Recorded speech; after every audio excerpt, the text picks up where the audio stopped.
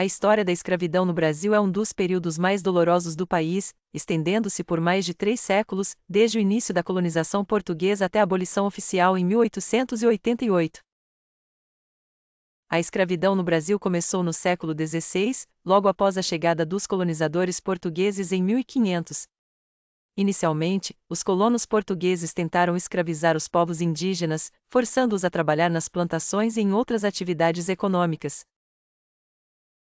No entanto, devido à resistência, ao conhecimento do território e à alta taxa de mortalidade entre os indígenas devido a doenças trazidas pelos europeus, os colonos começaram a buscar uma nova fonte de mão de obra: africanos escravizados.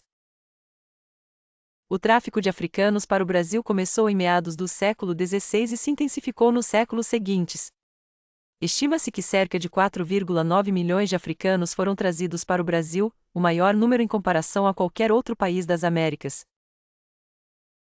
Esses escravos foram capturados em diversas regiões da África, como Angola, Congo, Moçambique, e levados para o Brasil em condições desumanas, a bordo dos navios negreiros. A economia colonial brasileira foi amplamente sustentada pelo trabalho escravo. Os escravos eram fundamentais para a produção de açúcar no Nordeste brasileiro, especialmente na região de Pernambuco e Bahia, que foi o centro econômico do Brasil colonial durante o século XVII. No século XVIII, com o ciclo do ouro em Minas Gerais, o trabalho escravo também se tornou crucial para a mineração.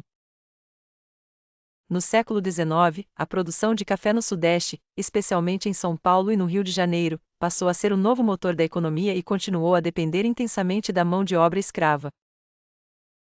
Os escravos no Brasil foram submetidos a condições extremamente brutais de trabalho, com jornadas longas, violência física e pouca ou nenhuma proteção legal. Muitos viviam em senzalas, alojamentos precários, e tinham uma vida curta devido às condições de trabalho exaustivas. No entanto, os escravos também resistiam de várias maneiras, seja fugindo e formando quilombos, comunidades de escravos fugidos, como o famoso Quilombo dos Palmares, seja através de pequenas formas de resistência cotidiana, como o trabalho lento, o uso da cultura africana para preservar identidades e a realização de revoltas. Ao longo do século XIX, o movimento abolicionista ganhou força no Brasil, influenciado por pressões internas e externas. A Inglaterra, que já havia abolido a escravidão em suas colônias, pressionou o Brasil para acabar com o tráfico de escravos. Em 1850, foi aprovada a Lei Eusébio de Queiroz, que proibia o tráfico transatlântico de escravos, mas a escravidão continuava internamente. O movimento abolicionista brasileiro, composto por intelectuais, políticos e ativistas, iniciou uma pressão cada vez mais forte por reformas.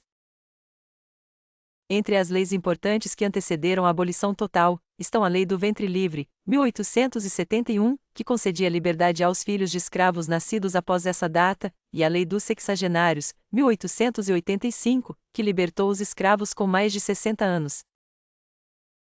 Finalmente, em 13 de maio de 1888, a princesa Isabel sancionou a Lei Áurea, que oficialmente aboliu a escravidão no Brasil. O Brasil foi o último país das Américas a abolir a escravidão, e cerca de 700 mil escravos ainda viviam no país naquele momento. A abolição não trouxe uma verdadeira inclusão social para os ex-escravos. A maioria dos libertos foi deixada à própria sorte, sem terra, educação ou meios de sustento.